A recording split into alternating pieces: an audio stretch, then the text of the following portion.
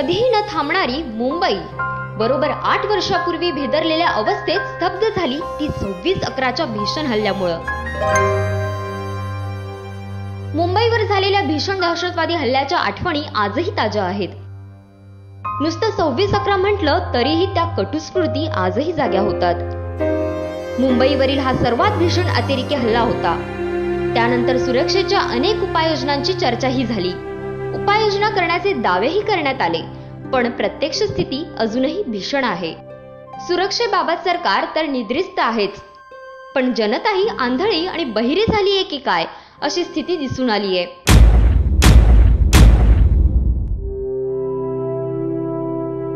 लोकमतच्या टीमनं सरकारी रुग्णालयांमध्ये स्टिंग ऑपरेशन केल्यानंतर हीच गोष्ट अधोरेखित झाली आहे। रुग्णालयांच्या सुरक्षा यंत्रणांनी हटकले तर नाहीच, शिवाय रुग्ण आणि त्यांच्या नातेवाईकांचेही आमच्या प्रतिनिधींच्या संशयास्पद हालचालींकडे लक्ष गेले नाही।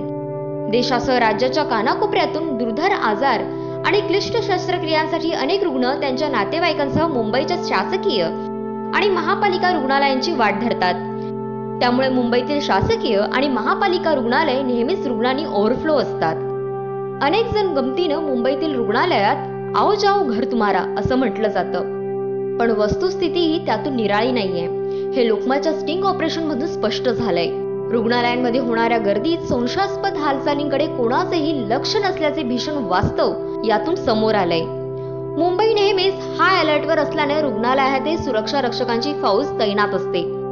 जनतेलाही अनेकदा पोलीस यंत्रणांना जागरूक करण्याचे प्रयत्न करतात, पण हे देखील फोल ठरत असल्याचं स्पष्ट झालंय।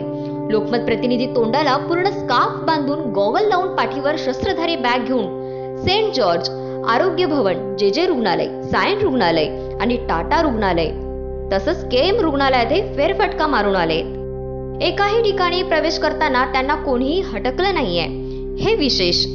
प्रत्येक प्रवेशद्वारावर सुरक्षा रक्षक तैनात होते। रुग्णांच्या नातेवाईकांची गर्दी होती। काही ठिकाणी संशयानं पाहिलंही, पण ते तात्पुरतंच ठरलं।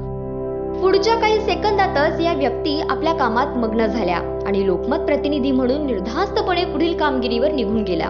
त्यांच्या बॅगेत 2 ते 3 टॉय गन, चाकू, ऍसिड अशा प्रकारच्या सदृश्य दिसणारे द्रव्य छोट्या बाटलीत होते, पण एकाही ठिकाणी स्कॅनर नसल्यानं या गोष्टी घेऊन त्या बिनधास्तपणे रुग्णालयाच्या कानाकोपऱ्यातून फिरून आल्या। काही रुग्णालयात तर बॅग एखाद्या ठिकाणी टाकून निघूनही गेले। हे पाहून देखील कोणीही हटकलं नाही।